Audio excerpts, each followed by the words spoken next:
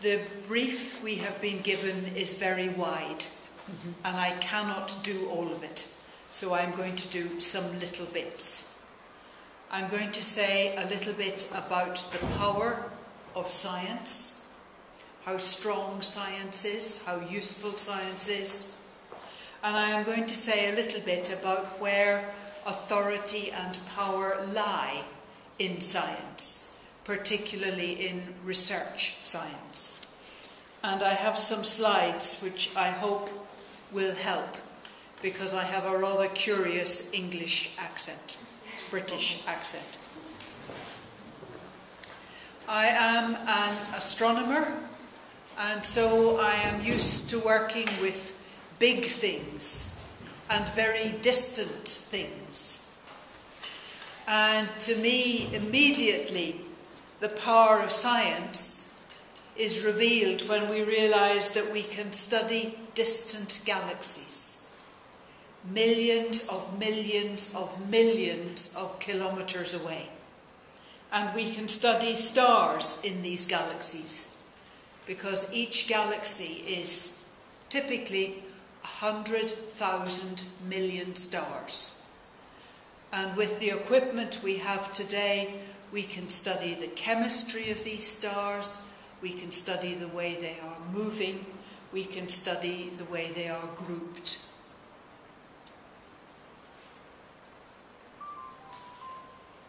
I think for this one I will leave it running so it does a number of loops. Up in the top left-hand corner there is a date, starting 1995, going through to 2010. And each of these circles is a star. It's actually a star observed with infrared light, but that doesn't matter.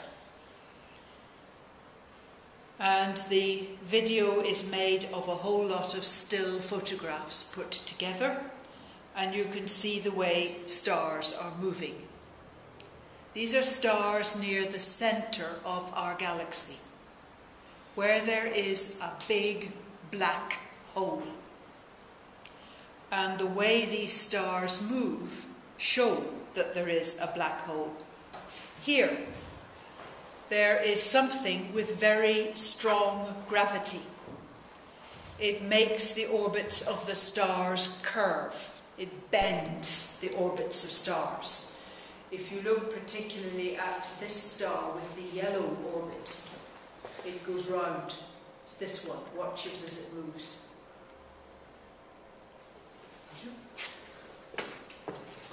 And also this one. Watch it as it moves. Sorry, that one.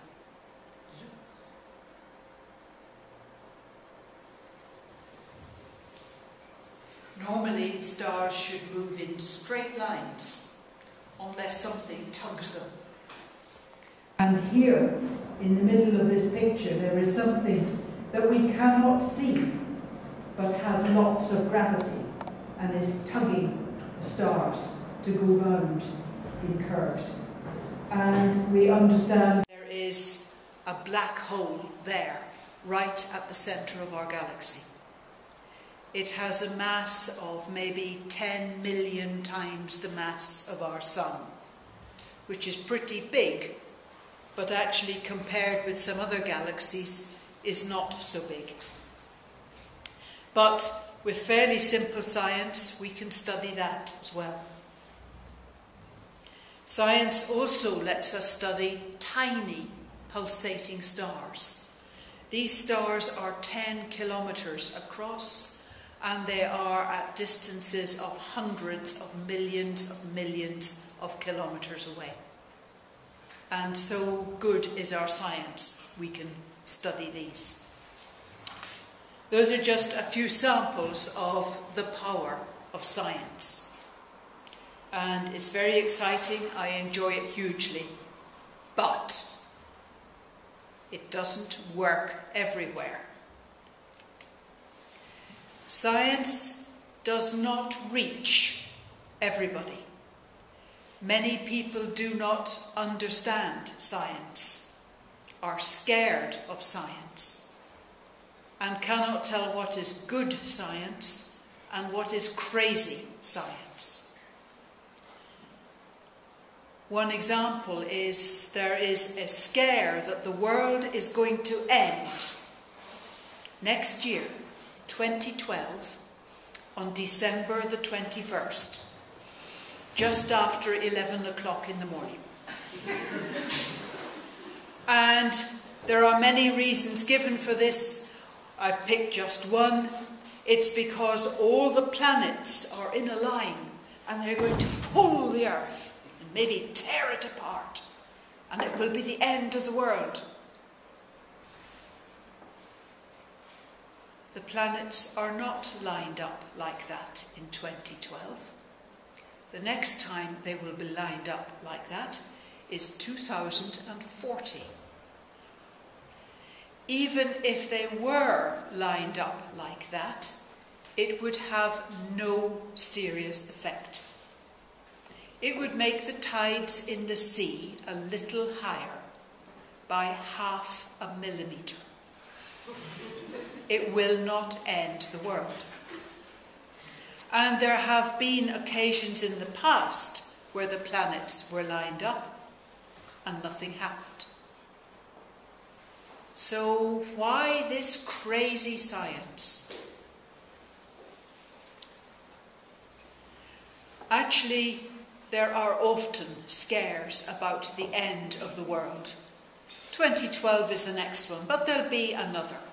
2015, 2016, I don't know, but there'll be another. And it is a bit like some of the other science scares. The ones that we are aware of in Britain is people are scared of genetically modified crops. We eat seedless grapes, but that doesn't count. There are people scared of some vaccinations and inoculations, and small children have not been taken to the doctor for their inoculations because people are scared. There's a lot of misinformation about HIV and AIDS. And there's a group of people who do not accept the climate is changing and are doing their best to contradict that. You may have seen that there's been a fresh release of some hacked emails just before another major climate change conference.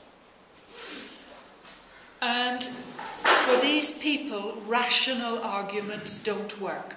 Scientific arguments don't work.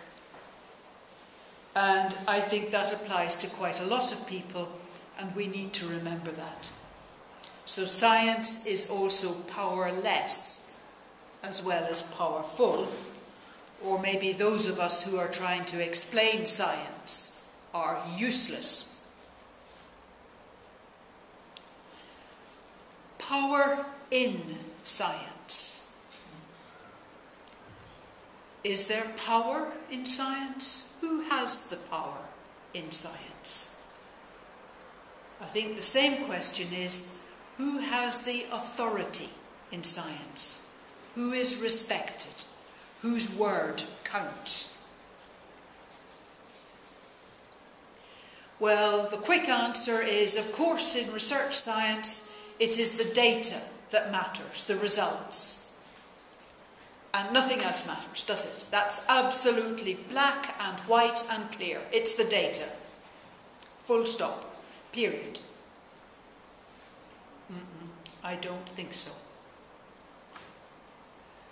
I actually believe that one's colleagues, the peer community, matter enormously. And I'll explain why. Recall that I am an astronomer. Astronomy, geophysics, archaeology, they're sciences, but they are observational sciences, not experimental sciences. You cannot go to the star and turn the knob and see what happens. You cannot say to the rocks, please will you fold again? I want to see what happens. You cannot say to the skeleton, please can we rerun your death and burial ceremony because I want to see what happens. You cannot do any of those things. You have to work with what you are given. Other kinds of science are experimental. You can do experiments. You have more control. I mentioned black holes earlier. One very good example of this process in astronomy is when we found what we thought was the first black hole in the constellation of Cygnus the Swan, one that's sort of up there at the moment. Some astronomers picked up some peculiar behaviour of a star. The simplest way to explain it was to say that the star was twinned with a black hole. Many stars are in pairs, they go round each other. This one was an ordinary star and a black hole. And everybody said, oh, a black hole? I'm not sure. Maybe it's not 2 stars, maybe it's 3 stars. No, that didn't work. Maybe it's something else. No, that didn't work. Maybe it's a problem with... You try to check that out. No, that doesn't work. And for 10 or 20 years, we tried to find ways of explaining this thing without invoking a black hole. And after 10 or 20 years, we gave up and we said, oh, I suppose it is a black hole. That's not proof.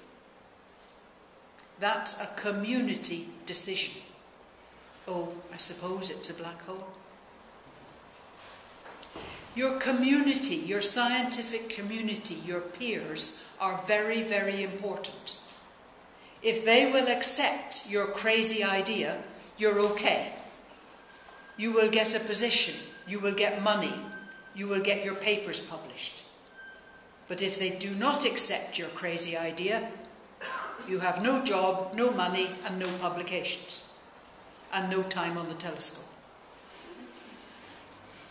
And because it's a community decision, it involves judgment, discernment. And communities can have fashions, what in English we call bandwagons. Everybody thinks, oh yeah, it's a black hole, and off we go. And the one poor soul saying, no, it's not a black hole, it's not. They are ignored. And because it's a community effort, I think there is a risk that minorities get ignored, that minorities suffer. And in astronomy in Britain, the community is white men. So the minorities are people of colour and women. And that's more than enough from me. Thank you for your interest.